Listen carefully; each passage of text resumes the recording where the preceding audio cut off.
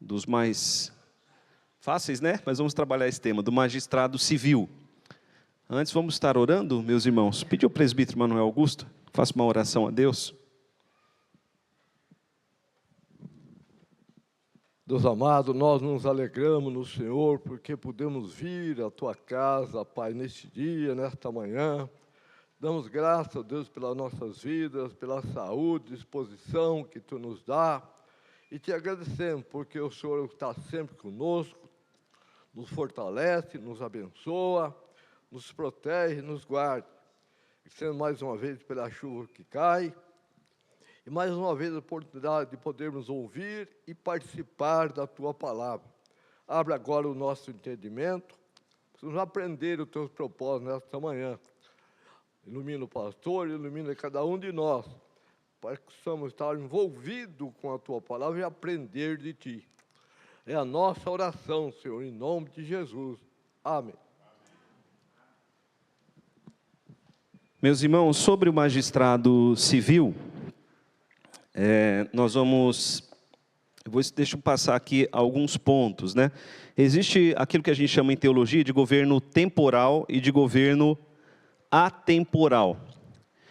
Então, o governo temporal, ele é o governo humano. Todo governo humano, ele é um governo temporal, né? Ainda mais na nossa democracia, que os presidentes, né, prefeitos, eles podem ficar no máximo 8 anos. Depois eles têm que sair, depois podem voltar de novo. Mas, de qualquer forma, é um governo temporal. O governo de Deus, ele é o governo atemporal. Porque Deus, ele governa eternamente. Amém, igreja? Então, nosso Deus, ele governa eternamente. E Deus, ele rege a história e ele governa as nações.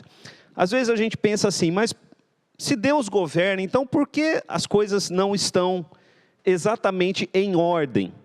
Elas não estão exatamente em ordem na nossa visão, porque a nossa visão ela é muito limitada.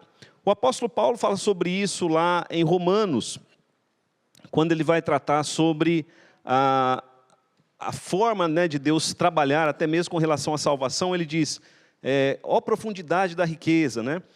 Quem conheceu a mente de Deus? Quem foi seu conselheiro? Quem primeiro deu a ele para que ele venha a ser restituído? Então ele vai dizer, né, porque dele, por ele e para ele são todas as coisas. Então Deus, ele governa.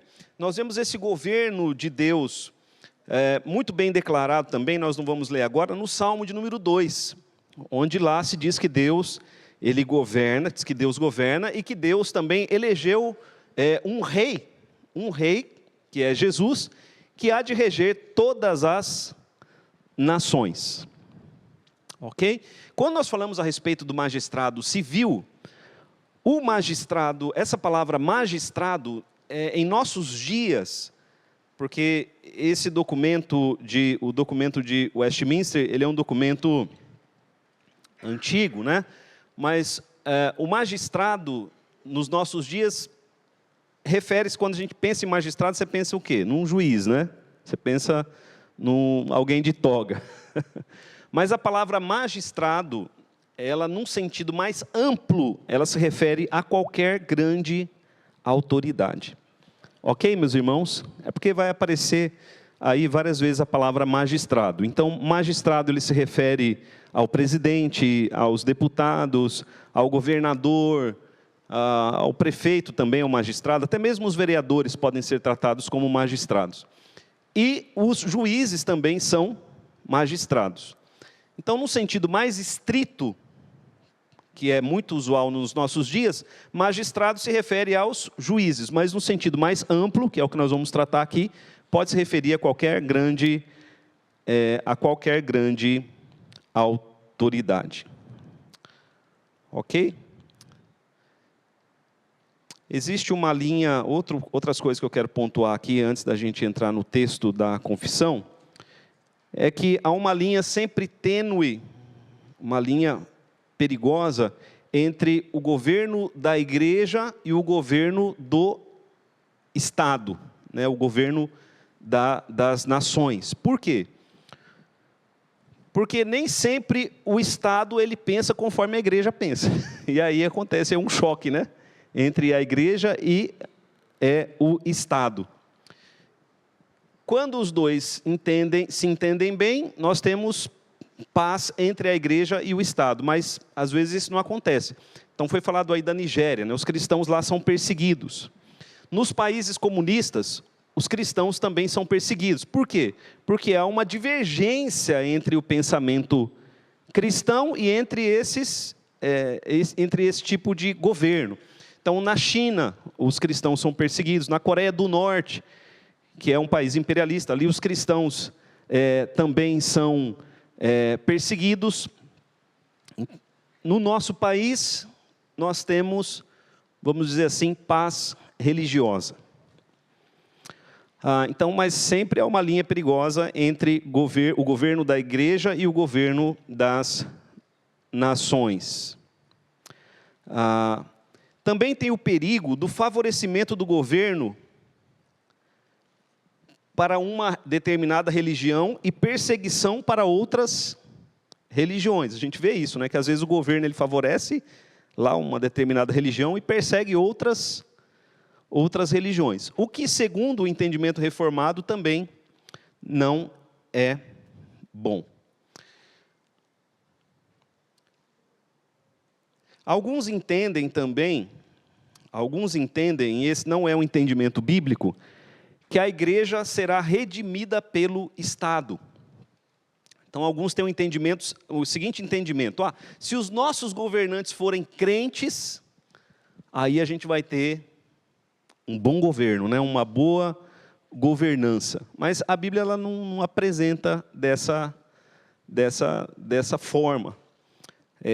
Nem sempre os nossos governos vão ter um entendimento cristão, e às vezes eles podem ser bons governos. Por isso cabe à igreja orar pelos seus governantes. Quem vai redimir, quem redime a igreja, quem sustenta a igreja, não é o governo. Quem sustenta a igreja é Jesus Cristo, né? É Jesus Cristo. Então, seria bom se nós tivéssemos governantes cristãos? Sim, muito bom. Mas se os nossos governantes não forem cristãos, e eles pensarem completamente diferente de nós, em muitos pontos, da mesma forma, nós devemos sempre entender que quem governa a igreja é Cristo, né? O Senhor, Ele é o cabeça da igreja. Estou falando aqui várias coisas, mas depois a gente vai entrar numa linha reta, né? O governo de Cristo, meus irmãos, ele é um governo espiritual. Ele é um governo espiritual. E existe uma diferença, né, bem clara entre a igreja do Antigo Testamento e a igreja do Novo Testamento no que se refere ao governo. Por quê? Porque no Antigo Testamento, a igreja ela era Israel, né, a nação de Israel. E ali na nação de Israel, todo mundo era, vamos dizer assim, convertido, né? Ou todo mundo conhecia a palavra de Deus. E mesmo assim, muitas vezes, eles se desviaram.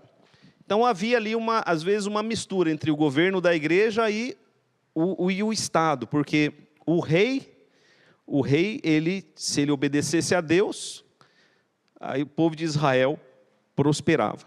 Já no Novo Testamento, Israel, né? Israel, ele já não é mais a igreja. A igreja também é Israel, mas a igreja agora está espalhada por todas as nações. E aí, às vezes, você tem governos que são bênção, e às vezes temos governos que são perseguidores, né? Opositores do pensamento cristão. Ok, feita essa introdução, pedir para o Renatinho passar ali o primeiro slide. É o Abner? Obrigado, Abner. Então, o significado geral de magistrado: indivíduo investido de importante autoridade, que exerce nos limites de uma jurisdição, né? Então, o magistrado vai agir numa jurisdição. No caso, o Lula, ele é o presidente da nossa nação. É aqui que ele governa. Outras nações, ele não tem domínio, né? Não tem autoridade. O nosso prefeito Homero tem autoridade dentro do município de Rancharia. Se ele for para Quatá, João Ramalho, aí ele já Lá ele já não tem, não é jurisdição dele, já não tem autoridade lá. Então, o indivíduo investido de importante autoridade que exerce nos limites de uma jurisdição, com poder para julgar e mandar, ou que participa da administração política, ou que integra o governo político de um Estado, como, por exemplo, membros de tribunais e cortes, o prefeito, o presidente e o governador. Estes são os magistrados. Próximo slide. Toda autoridade, a Bíblia diz que toda autoridade, ela procede de Deus. Então, quando nós falamos sobre isso, né, que a autoridade ela procede de Deus, isso significa, meus irmãos, que toda autoridade, ela provém de Deus, ela foi dada por Deus a esses indivíduos que eles estão no poder.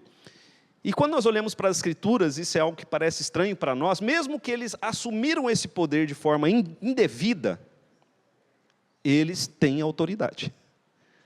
Os irmãos estão compreendendo? Então, quando a Bíblia vai falar sobre a autoridade que procede de Deus, quem eram as autoridades na época de Cristo? As autoridades, as principais autoridades eram do Império Romano. Como eram os reis, ou como eram ali os imperadores romanos? Eles eram cruéis. Eles eram cruéis, eles eram sanguinários. Eles não tinham nenhum pudor para fazer aquilo que eles desejavam fazer. E mesmo assim os apóstolos disseram, a autoridade deles procede de Deus.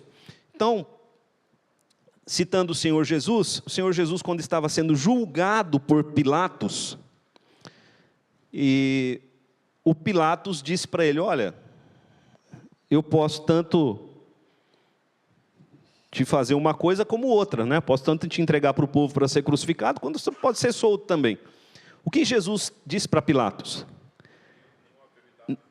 Nenhuma autoridade teria sobre mim se do céu não te fosse dada. Mas Jesus disse o quê?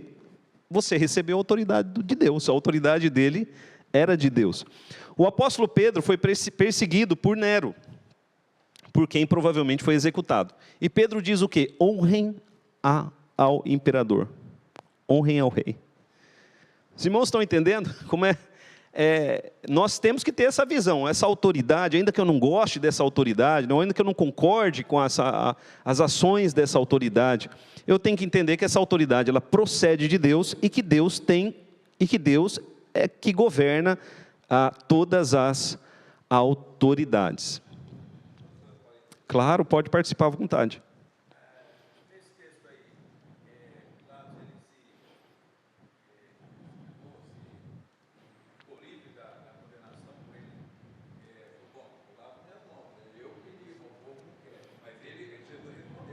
Sim. Sim, eu acredito que ele é responsável pela decisão dele. As autoridades, ainda que Deus deu autoridade para o Pilatos, né? Se o Pilatos não exercer bem o seu governo, ele vai responder perante Deus, por tudo de bom e por tudo de ruim que ele fizer.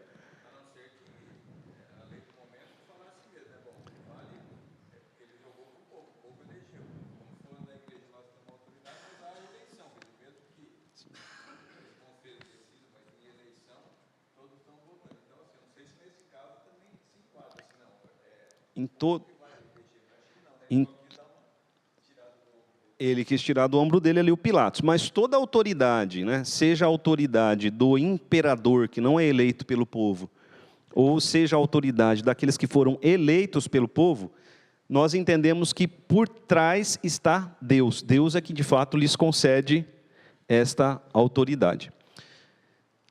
Então, biblicamente, veja ali no slide. Aí nós já estamos no parágrafo 1 do documento, né? Deus, o Senhor Supremo e Rei de todo o mundo, para a sua glória e para o bem público, constituiu sobre o povo magistrados civis, né? Então Deus, soberanamente, Ele criou as estruturas. Então nós entendemos o seguinte, Deus, Ele criou todas as coisas, criou as pessoas, mas Deus também criou as estruturas. A família é uma estrutura criada por Deus. E as autoridades políticas, juízes, também são estruturas estabelecidas por Deus, né? Para a glória de Deus, para o bem público, como está ali. Todos estão sujeitos a Deus. E Deus deu até mesmo o poder da espada para defesa e incentivo dos bons e castigo dos malfeitores. Vamos ver ali Romanos capítulo de número 13.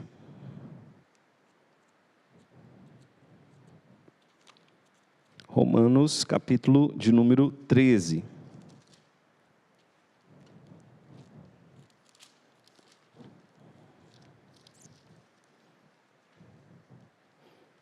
O apóstolo Paulo está escrevendo aos cristãos na capital do império, na época. Está escrevendo aos cristãos em Roma. E quem era a grande autoridade de Roma ali? Era um imperador romano, né? Um imperador severo. Todos os imperadores de Roma, eles eram severos. Romanos capítulo 13, versos 1 a 4, diz assim: todo homem esteja sujeito às autoridades superiores. Então, quando Paulo diz aqui que todo homem seja sujeito, ele está nos dizendo que nós não devemos nos rebelar contra a autoridade, né? Nós devemos estar sujeitos, submissos às autoridades. Por quê? Porque não há autoridade que não proceda de Deus, e as autoridades que existem foram por Ele instituídas. E aí, meus irmãos, veja bem, aí a gente tem que aprender a olhar para as nossas autoridades, porque o brasileiro tem uma visão muito ruim das suas autoridades, né? Quando a gente olha para as nossas autoridades, eu né, sou povo também. O povo pragueja a autoridade.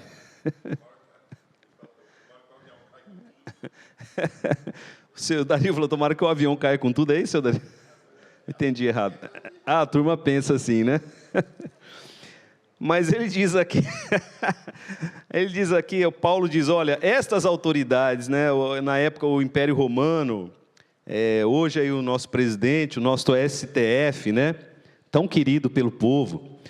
Então a gente vê que essas autoridades, elas foram por Deus instituídas. Não quer dizer que Deus aprova tudo que eles estão fazendo, vocês entenderam? Uma coisa, Deus colocou eles lá, agora se eles não agirem corretamente, eles vão responder perante Deus. Mas Deus é quem os instituiu, e Deus pode tanto mantê-los quanto pode tirá-los. Essa é a visão que Paulo está colocando aqui.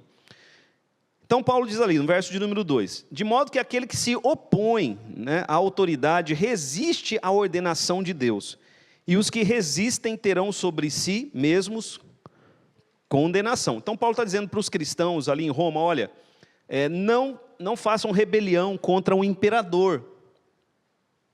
Por quê? Porque se vocês fizerem rebelião contra o imperador vai fazer o quê? Vai castigar vocês. E Paulo provavelmente foi decapitado, né, por um imperador romano.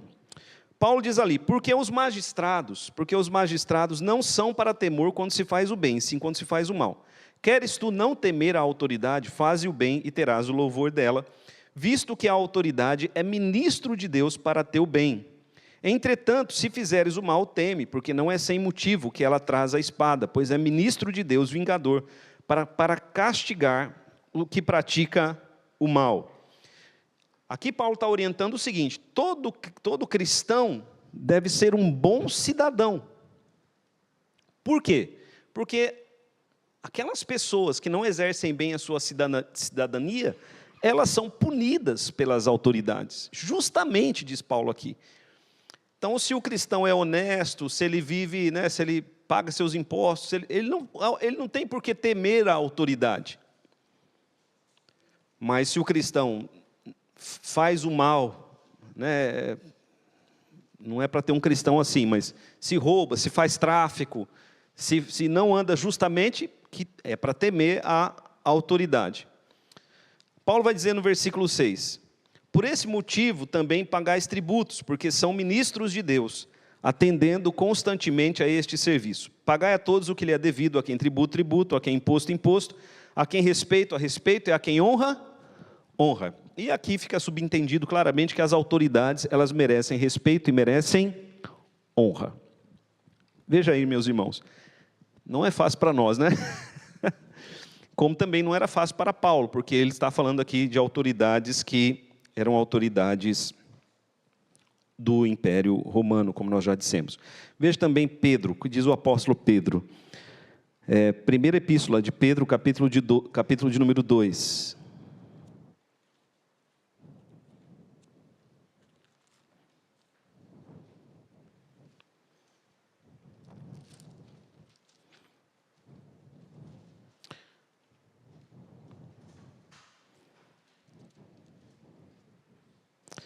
Aqui, meus irmãos, não significa que nós devemos, como eu disse, né, olhar para aquilo que as autoridades estão fazendo e dizer assim, não, está tudo certo, foram instituídos por Deus. Então, estão roubando, estão, como é que fala? Se corrompendo, estão julgando injustamente, foram instituídos por Deus. E está tudo certo. Paulo não está dizendo isso, Paulo está dizendo, olha, eles foram instituídos por Deus. O que nós devemos fazer é viver bem, como bons cidadãos, naquilo que está ao nosso alcance, e orar. Deus é soberano sobre todas as autoridades. Deus pode tanto trocá-los, como Deus pode até mudar o coração deles. O que é impossível para os homens, é possível para Deus. Meus irmãos, nós devemos crer, Deus pode mudar o coração deles. E eu oro dessa forma, Senhor, se for da tua vontade, que sejam destituídos, se estão de fato agindo em corrupção. Se for da tua vontade, muda o coração deles, para que façam um bom governo. E aqueles que insistirem em corrupção, que o Senhor lhes dê a paga. Agora, nós devemos colocar isso diante de Deus e viver bem a nossa cidadania. Está todo mundo corrupto, então vou me corromper também. Paulo está dizendo, não faça isso. Não faça isso. Por quê? Porque Deus é o soberano, é o juiz de toda a terra. E nós não queremos ser julgados também por corrupção, ainda que não seja política, mas uma corrupção menor, né? 1 Pedro, capítulo 2, versos 13 e 14. Pedro diz assim, o apóstolo Pedro, sujeitai-vos a toda instituição humana por causa do Senhor, quer seja o rei como soberano, quer as autoridades como enviadas por ele, tanto para o castigo dos malfeitores, como para o louvor dos que praticam o bem. Porque assim é a vontade de Deus, que pela prática do bem façais emudecer a ignorância dos insensatos. Então, Pedro vai na mesma visão ali do apóstolo Paulo. Vamos abrir lá, meus irmãos, Êxodo capítulo 21.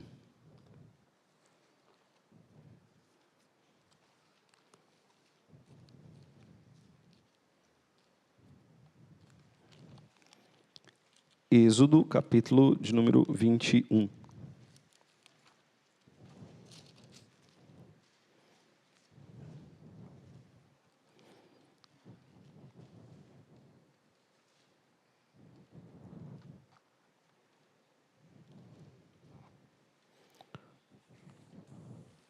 Versos 24 e 25.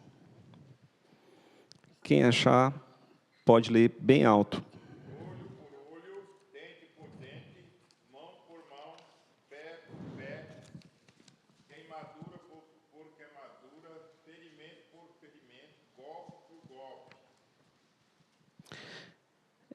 Nós temos um texto aí da lei mosaica. E na lei mosaica, diz assim, olho por olho, dente por dente, mão por mão, pé por pé, queimadura por queimadura. Né? Aí tem muitas pessoas, eu quero deixar claro esse texto aqui, tem muitas pessoas que dizem assim, furou meu olho, eu furo o seu. Né?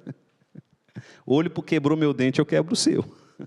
Olho por olho, dente por dente. Só que Moisés não está escrevendo para o povo isso aqui. Moisés não está dizendo assim, queimou você, vai lá e queima ele.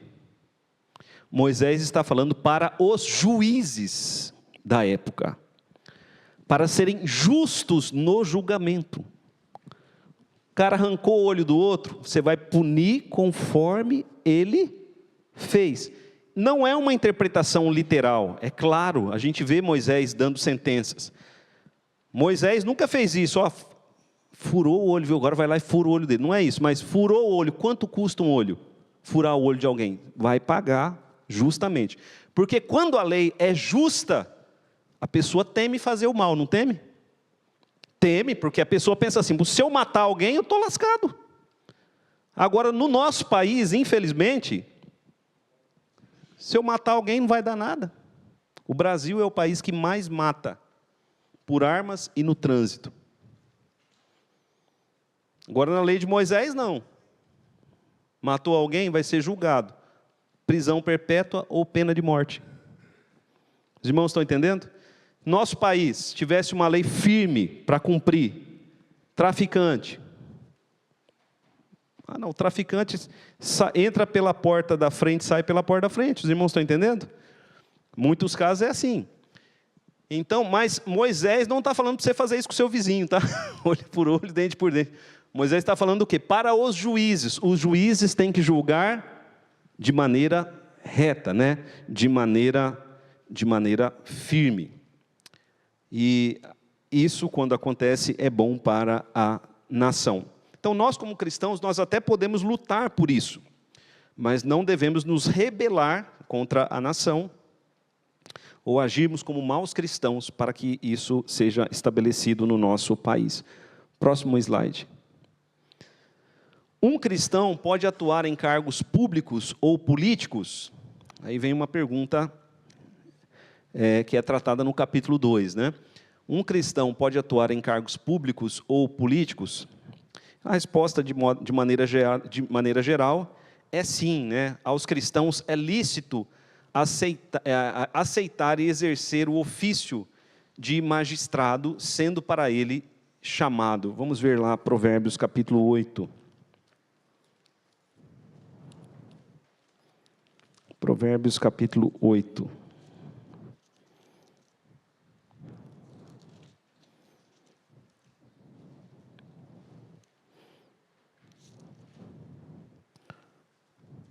Eu até digo, né, quem melhor que o cristão para impor na terra a vontade de Deus?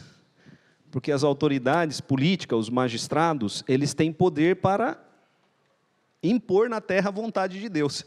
Quem melhor que o cristão? Agora, é difícil para o cristão exercer a autoridade. Por quê? Porque o cristão ele tem que andar de acordo com a palavra de Deus.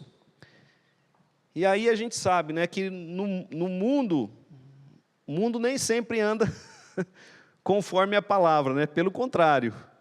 E aí o cristão tem que fazer o quê? O cristão tem que procurar resgatar a cultura, resgatar a justiça. E é muito difícil para o cristão, mas é possível. É difícil, mas não impossível. Provérbios capítulo 8, versos 15 e 16. Por meu intermédio, reinam os reis, os príncipes decretam justiça. Por meu intermédio, governam os príncipes, os nobres e todos os juízes da terra. Eu amo os que me amam, os que me procuram, me acham, né? Então, Salomão está falando aqui da sabedoria personificada que representa o próprio Deus. Quando o cristão se coloca diante de Deus e busca de Deus sabedoria, se estabelece na terra a justiça. Os irmãos se lembram de Salomão? Salomão, Deus lhe apareceu, ele estava ali assumindo o seu trono, né, o seu reino, e Deus lhe apareceu em sonho, e Deus lhe disse, olha Salomão, pede o que queres que eu te dê. O que Salomão pediu a Deus? Sabedoria. Ele pediu sabedoria para quê?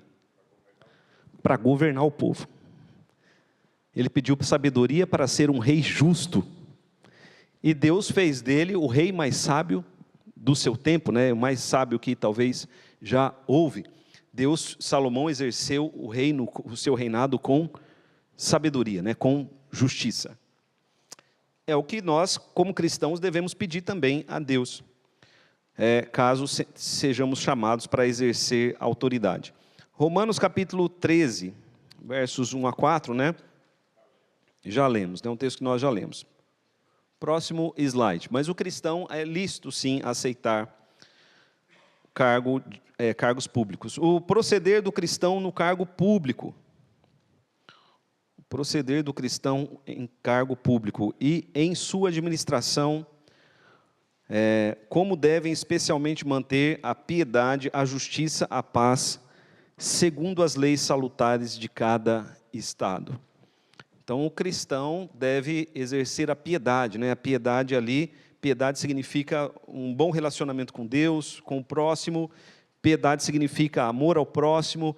Piedade é uma palavra que pode significar aí várias coisas, mas o cristão deve também ser justo e buscar a paz, conforme as leis salutares de cada nação. Vamos ver alguns textos, meus irmãos. Salmo 82.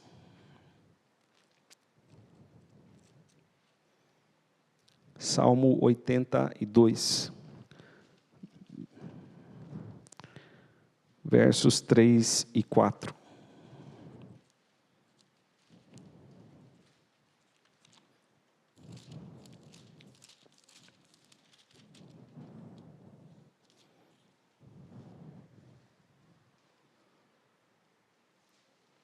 Fazei justiça ao fraco e ao órfão.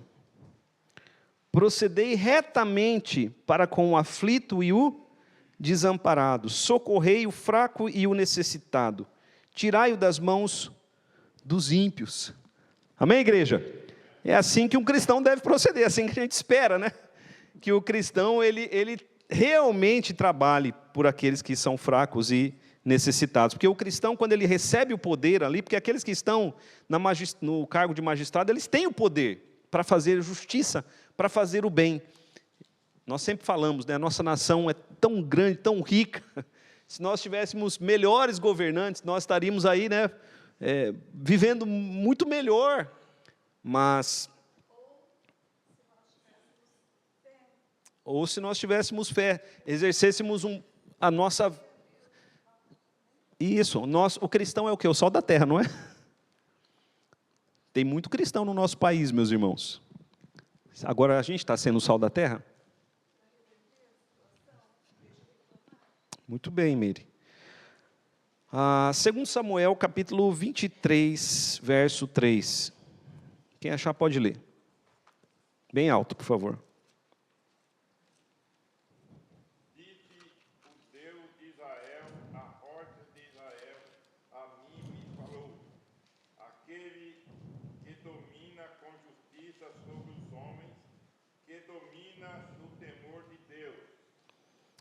É como a luz da manhã quando sai o sol, como manhã sem nuvens, cujo esplendor depois da chuva faz brotar a erva da terra, a erva, né? Como é bom quando nós temos um bom governante, né? Esse bom governante, ele nos faz bem, ele diz aqui, é como a luz da manhã quando sai o sol. Assim é um bom governante. E os cristãos que estão no poder devem ser assim. Vejamos também 1 Timóteo, capítulo de número 2.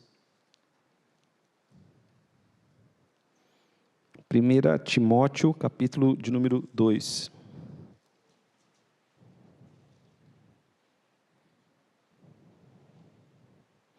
Versículos 1 e 2. Quem achar pode ler.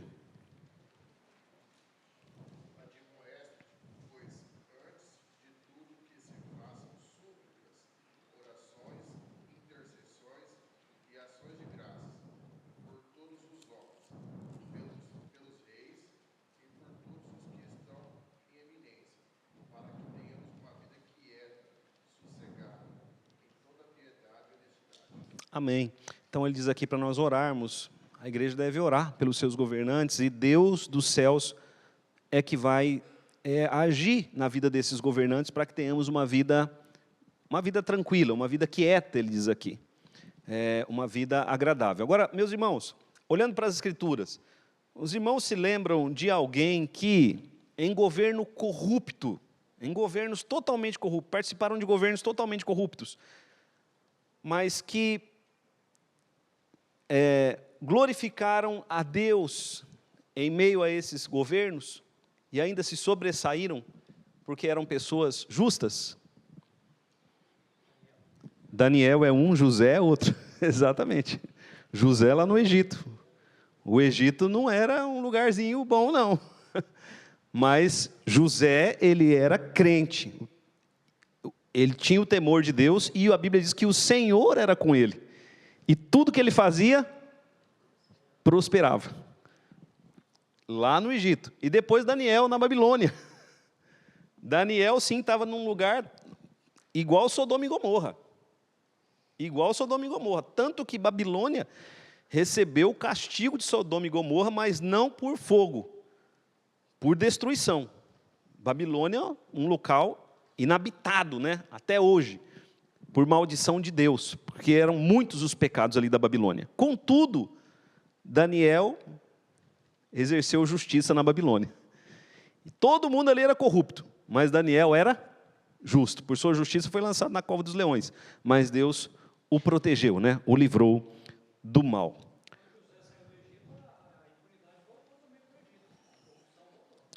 Exatamente. Próximo slide. Aqui, meus irmãos, gostaria de saber o seguinte: alguém quer falar alguma coisa até do que foi dito até aqui? Não? O cristão e a guerra justa e necessária, né? Qual a postura do cristão perante a guerra? Esse é um assunto que, para nós brasileiros, a gente não tem guerra, né? Nosso país é um país que não tem guerra. Isso é muito bom. Nós temos paz aqui no nosso continente, com os nossos vizinhos. Já tivemos uma guerra aí no passado com o Paraguai, mas acredito que era uma guerra que nem era nossa, mas que nós assumimos. Enfim, temos paz na nossa nação e o brasileiro não sabe o que é a guerra. Se alguém te chamar para a guerra, eu não sei, né, como que eu vou me comportar, porque nós não sabemos pegar em armas. O brasileiro não sabe pegar em armas.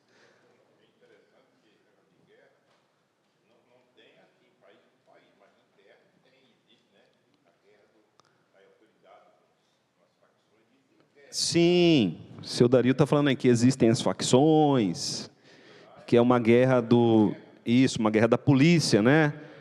Mas o povo, de maneira geral, não conhece, nós não conhecemos a guerra, igual está acontecendo lá, Rússia e Ucrânia,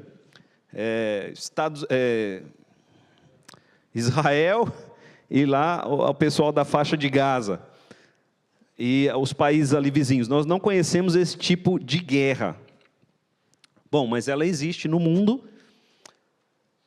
Vamos ver o que a Bíblia fala, né? Sob a dispensação do Novo Testamento, e para conseguir esse fim, podem licitamente fazer guerra. Então, a Bíblia autoriza o cristão a participar da guerra. Porque se o cristão não pudesse participar da guerra, nós teríamos que dizer o seguinte: nós não vamos guerrear. Nenhum cristão vai para a guerra, mas os cristãos vão para a guerra, quando essa guerra é justa e necessária. Então, olha só, difícil, porque será que existe uma guerra justa e uma guerra necessária? Mas se uma nação decidir invadir a nossa nação, o que nós vamos fazer? A gente tem que proteger, né? Tem que se proteger de alguma forma.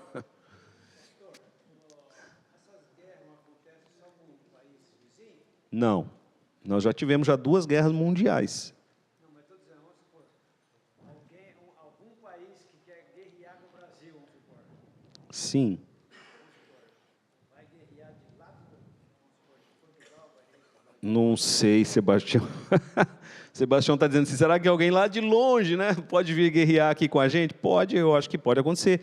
A gente não está vendo lá os Estados Unidos ajudando lá a Ucrânia e a Europa lá se preparando talvez para uma batalha ainda mais intensa com a Rússia. Então, acontece esse tipo de guerra, infelizmente.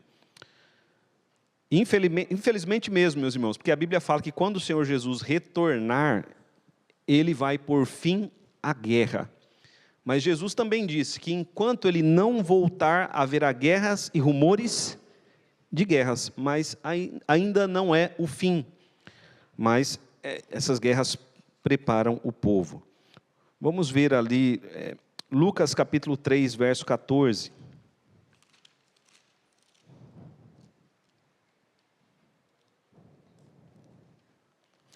Então, aqui, Lucas capítulo 3, João Batista, os soldados perguntavam para João Batista, e nós, que faremos? Ele disse, a ninguém maltrateis, não deis denúncia falsa, e contentai-vos com o vosso soldo. O que os teólogos, olhando para as Escrituras, vão dizer é o seguinte, em nenhum momento Deus disse que os soldados não deveriam ir para a guerra. Até o próprio Senhor Jesus nunca inibiu nenhum soldado de ir para a guerra. Quando nós olhamos para o Novo Testamento, nós vamos ver vários soldados se convertendo, inclusive centuriões se convertendo. Cornélio, outros centuriões se convertendo. Esses centuriões, os apóstolos não disseram a eles, abandone, você não pode mais ser centurião. Converteu, é crente, não pode mais guerra. Isso já não foi dito. O que sempre é dito aos soldados é, façam uma guerra justa, sejam... a questão aí é de justiça e de necessidade. Então, os soldados convertidos não receberam instruções de abandonar o seu ofício, mas, claro, receberam instruções cristãs. Ricardo?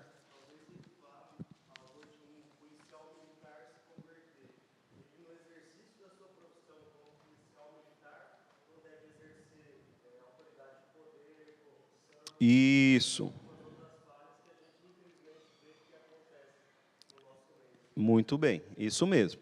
Então, ele deve se comportar ali como um bom soldado, um bom soldado militar ou civil, não exceder a força, porque às vezes o policial tem que usar a força, mas não pode exceder a força, tem que agir conforme a sua consciência cristã. Muito bem, Ricardo, isso mesmo.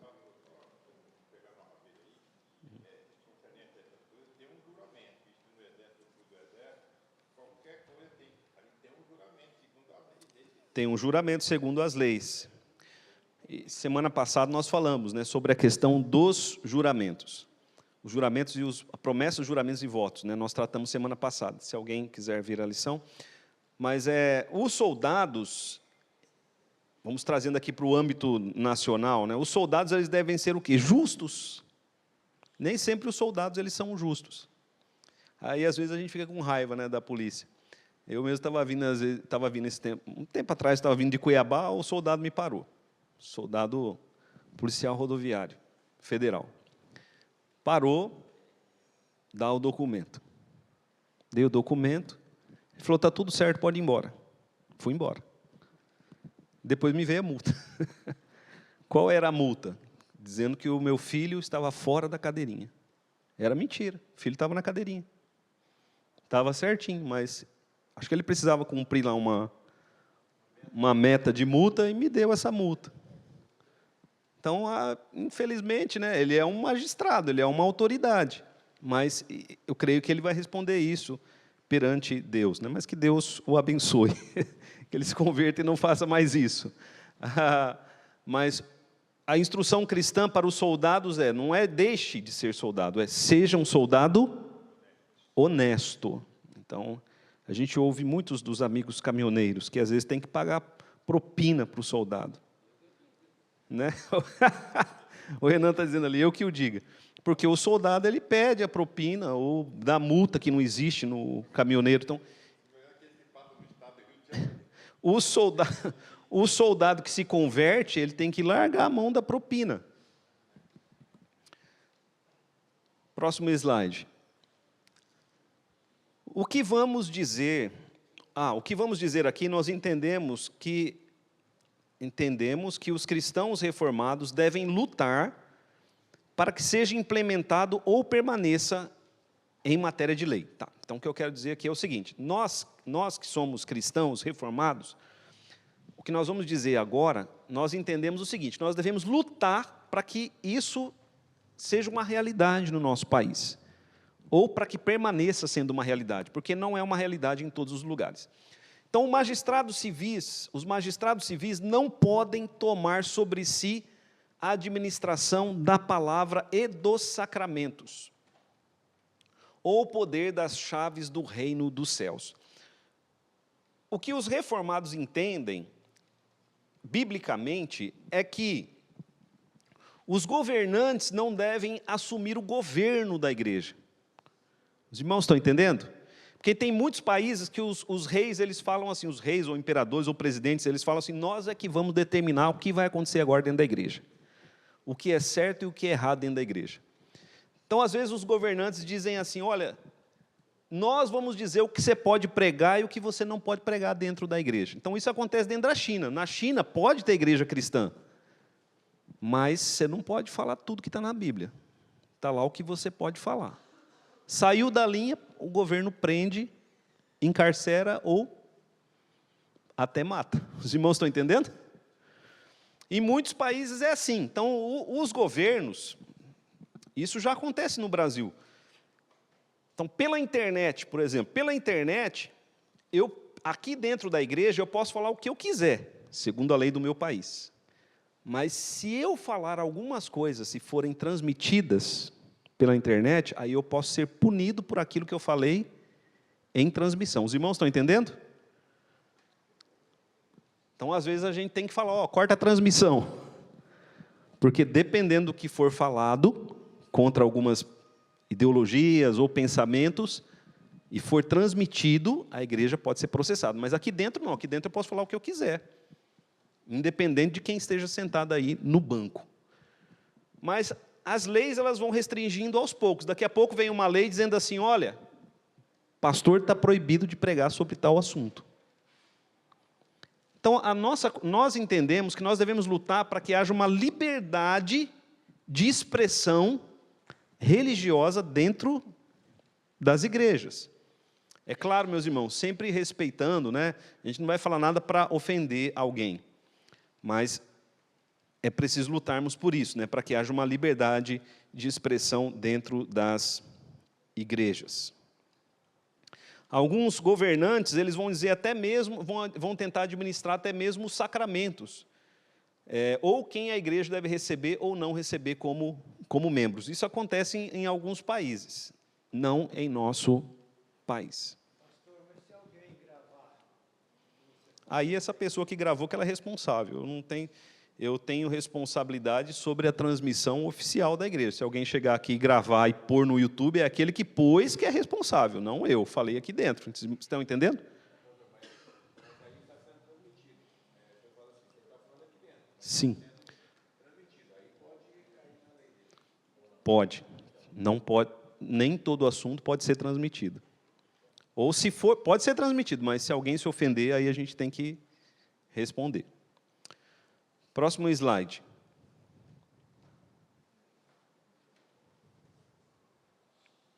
As autoridades, nós devemos lutar para que as autoridades políticas não intervenham em matéria de fé.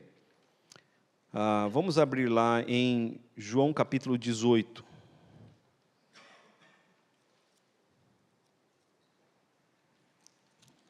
João capítulo 18.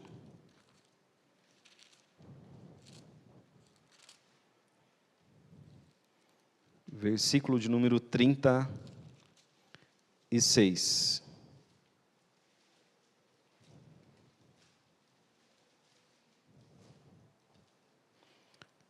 Se alguém achar, pode ler bem alto. Respondeu Jesus: o meu reino não é deste mundo. Se o meu reino fosse desse mundo, os meus ministros se empenhariam por mim, para que não fosse eu entregue aos judeus. Mas agora o meu reino não é daqui. Nós entendemos o seguinte, que existe um reino espiritual, que é o reino de Cristo, e a igreja faz parte desse reino espiritual.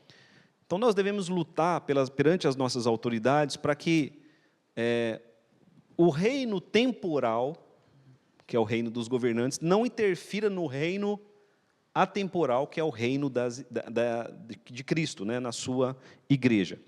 Por quê? Porque tem alguns assuntos que nós tratamos que, para os governantes, eles não têm sentido.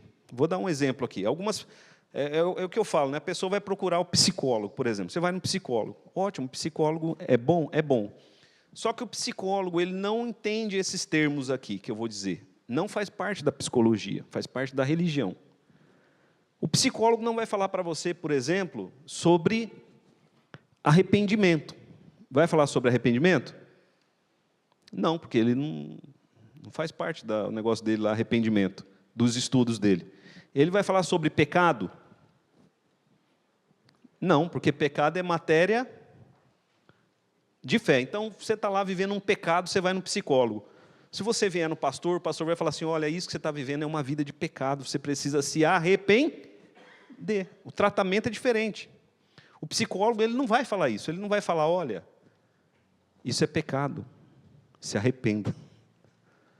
Não, ele vai falar, olha, isso aí, no máximo ele vai falar, isso é um mau comportamento, você precisa mudar, entendeu? Não estou dizendo que no psicólogo não é bom, mas ele não vai tratar essas coisas. Então, existe uma diferença entre aconselhamento bíblico e aconselhamento com psicólogo. E aconselhamento bíblico vem primeiro. Psicólogo surgiu como uma separação do aconselhamento bíblico para o aconselhamento simplesmente secular. Bom, enfim. Então, algumas coisas vão ser tratadas aqui na igreja. Se o governo falar assim, olha, a igreja, o governo não crê no pecado, não crê no inferno, então a igreja não pode mais falar sobre o inferno. O governo está interferindo em matéria de fé. Porque nós cremos no inferno. Nós cremos no inferno e nós cremos no céu. E nós cremos no pecado. O governo não crê no pecado, porque pecado, o que é pecado? Pecado é a quebra da lei de Deus. Isso é pecado. Pecado é a quebra da lei de Deus. Se para o governante, se o governante é ateu, para ele não existe a tal lei de Deus. Os irmãos estão entendendo?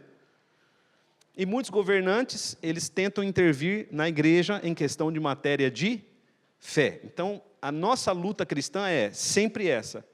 O Estado não pode interferir em matéria de fé. Aí poderia dar inúmeros exemplos, mas acho que...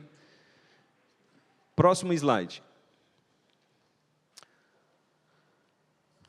Vamos lá, né? Como pais solícitos, que são os governantes, né? Os nossos governantes são pais solícitos, são pais que pensam no povo. Os nossos governantes são pais, assim, prontos para atender a necessidade do povo. Pelo menos é o que eles prometem em campanha, né? Cuidar da saúde, da educação, cuidar da gente em todas as áreas. Da moradia, não é o que é falado? São pais solícitos. Então, como pais solícitos, eles devem proteger a igreja do nosso comum Senhor, sem dar preferência a qualquer denominação cristã sobre as outras, o que não acontece no nosso país. Para que todos os eclesiásticos, sem distinção, gozem plena, livre e indisputada liberdade de cumprir todas as partes das suas sagradas funções, sem violência ou perigo. Então, é assim que deveriam agir os nossos governantes. Você é presbiteriano, você é católico, você é batista, você, né?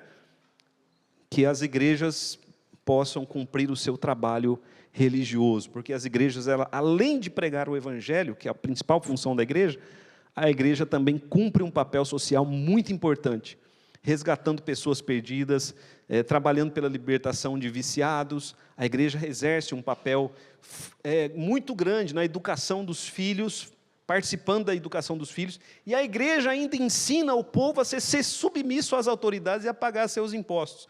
Então, o governo deveria proteger a igreja e zelar pelo bom andamento da igreja. Falou aí, eu me lembrei, uma vez eu fui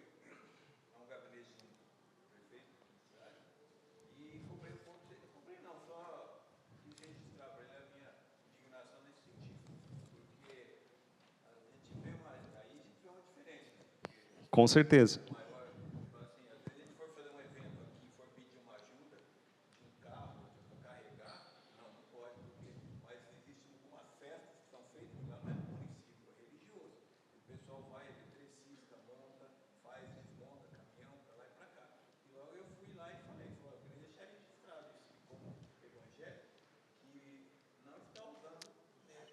Não deveria haver favorecimento, né?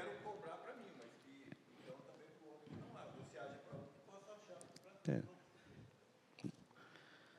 Sim.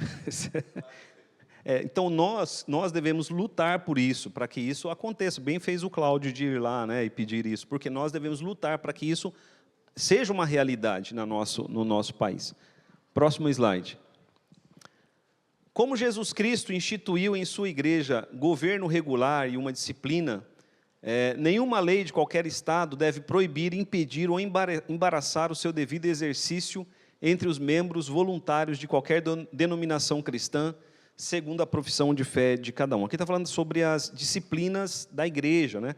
Às vezes a igreja tem que exercer disciplina, e o Estado não deveria ou não deve restringir essa disciplina. Isso é algo pelo qual nós devemos lutar também, nem sempre é uma realidade. Próximo slide. É dever dos magistrados civis proteger a pessoa e o bom nome de cada um dos seus jurisdicionados, de modo que ninguém seja permitido, sob pretexto de religião ou de incredulidade. Aqui está um ponto importante, olha o que nós pregamos. Ninguém deve fazer o quê? Ofender, perseguir, maltratar ou injuriar qualquer pessoa, por ela ser de outra religião ou ter um pensamento diferente do nosso. Amém, meus irmãos? Então, olha só, nós não devemos ofender. Existem pensamentos diferentes do nosso, visões diferentes. Então, tem um livro muito interessante, que é O Universo ao Lado. O Universo ao Lado. Então, tem vários universos ao nosso lado. Nós somos o universo presbiteriano. Mas existem outras visões de mundo. Nós não devemos ofender as pessoas, dizendo, olha, né, você, né, nós é que estamos certos, você está errado. Nós não devemos ofender. Nós não devemos perseguir. Não, somos cristãos, vamos perseguir quem não é cristão. Não devemos perseguir, não devemos maltratar ou injuriar qualquer pessoa pela sua visão de mundo. O que nós devemos fazer o quê? É pregar as Escrituras, com ordem e com respeito, mas nos posicionando. A gente pode se posicionar com respeito, não pode? Eu posso dizer, não concordo com você por isso. Não aceito seu posicionamento. Para mim, sola a Escritura. Então, eu falo para as pessoas, olha, eu creio nas Escrituras, você crê diferente, mas sobre tal assunto, a Bíblia diz isso. Eu posso falar de um jeito que não ofenda. Eu não posso deixar de pregar, mas eu tenho que pregar. E isso compete às autoridades civis também participarem disso, né? Isso aqui, meus irmãos, esse ponto que eu li aqui, faz parte da Declaração dos Direitos dos Estados Unidos da América. Então, lá nos Estados Unidos, esse parágrafo aí faz parte dos direitos dos cidadãos americanos, né? Próximo slide. E bem assim providenciar para que todas as assembleias religiosas, eclesiásticas, possam reunir-se sem ser perturbadas ou molestadas. Isso aqui faz parte também das leis do nosso país. Os nossos autoridades, eles devem trabalhar para que as igrejas se reúnam em paz, sem serem perturbadas ou molestadas. Inclusive, não pode nem passar carro de som, com som ligado na frente da igreja, mas passa, né? O tempo inteiro. Então, se chegar alguém aqui perturbando, né? Perturbando, como já aconteceu, as autoridades, a gente pode chamar a polícia, porque, infelizmente, às vezes tem que chamar, né? Muito difícil acontecer, mas tudo bem até aqui? Próximo slide. Estamos já caminhando para o fim.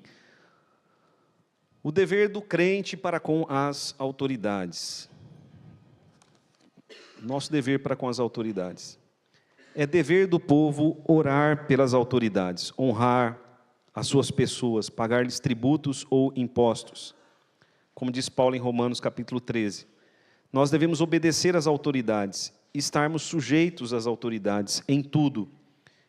Isto também por amor ou dever de consciência. Vamos abrir lá em Tito capítulo 3.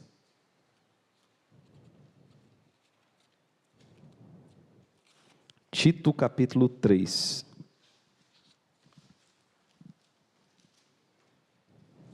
Versículo 1.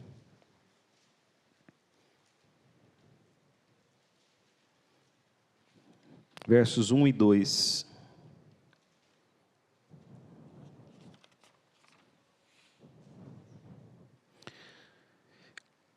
Lembra-lhes, Paulo está falando a Tito, né? Lembrem os crentes, lembra-lhes que se sujeitem aos que governam, as autoridades sejam obedientes, estejam prontos para toda boa obra. Então vou ler de novo. Ó. Se sujeitem aos que governam, as autoridades sejam obedientes, estejam prontos para toda boa obra, não difamem a ninguém, nem sejam altercadores, mas cordatos, dando provas de toda cortesia para com todos os homens. Então, a Bíblia nos instrui como devemos nos comportar para com as nossas autoridades. Próximo slide. A incredulidade ou indiferença da religião não anula a justa legal autoridade do magistrado. Se a gente tiver um magistrado lá incrédulo ou um magistrado ateu, isso não anula a autoridade dele.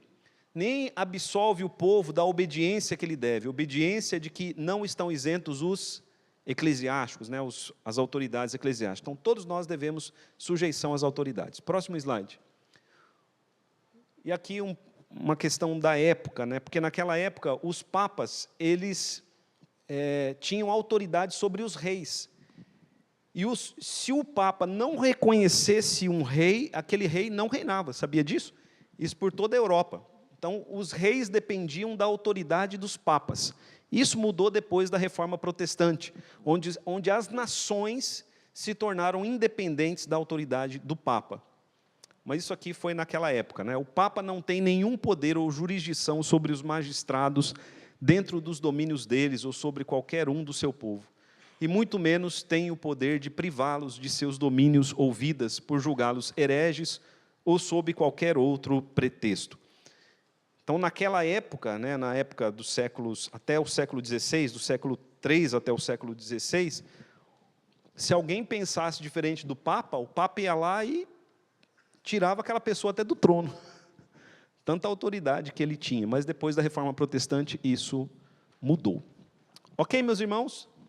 Então, passei aqui de forma geral a vocês o pensamento reformado sobre o magistrado civil. Na semana que vem, continuando o nosso estudo na Confissão de Fé, nós vamos falar sobre o matrimônio e o divórcio. Vamos fechar nossos olhos. Faça um exercício cristão. Ore pelas autoridades.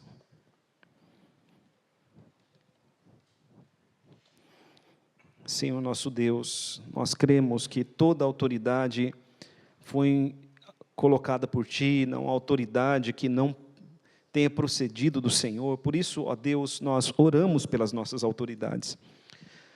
Colocamos diante de Ti, Pai, as nossas autoridades maiores, nosso presidente, também, Senhor, o vice-presidente da nação. Oramos, ó Deus, por eles, pedimos em nome de Jesus Cristo que o Senhor seja com eles, que o Senhor os incline para o bem da nossa nação.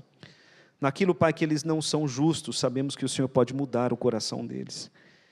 E se eles, Pai, não ouvirem a Tua voz, o Senhor pode demovê-los do seu poder.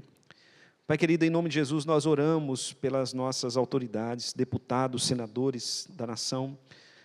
Pedimos, Pai, em nome de Jesus Cristo, também pelos nossos juízes, ó Pai, pela Suprema Corte. Pai, visita em nome de Jesus Cristo. Não sabemos, ó Pai, a visão que eles têm a respeito de Deus.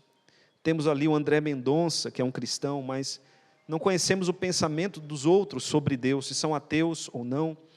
Mas nós pedimos, Pai, tem misericórdia deles, Pai. E age, Senhor, para que eles julguem retamente, para que nós tenhamos justiça estabelecida em nossa nação.